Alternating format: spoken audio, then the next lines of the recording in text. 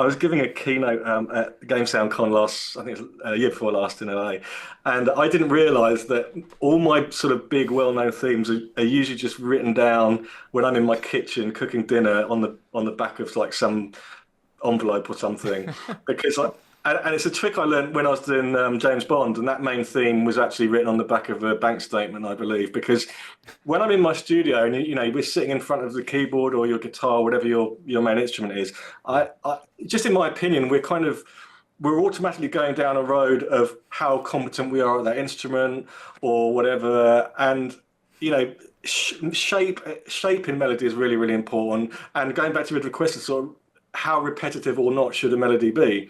But I find just scribbling it down, and another very good friend of mine, game composer, does it as well, and we didn't know. And I did exactly the same on Guardians, exactly the same thing. So Wow. step away from the studio if it's not coming. You know, don't force it. Um, Repetition, novelty. I mean, I like to have fun.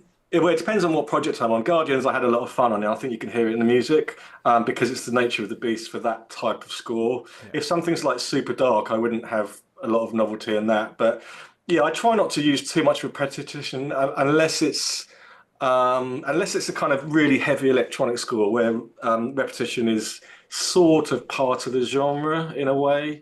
Yeah. Um, yeah, I think, I mean, I can tell when I've been too repetitive or haven't put enough novelty in, should we say. But again, it depends greatly on the game. But yeah, I try not to have too much repetition unless it's specifically required.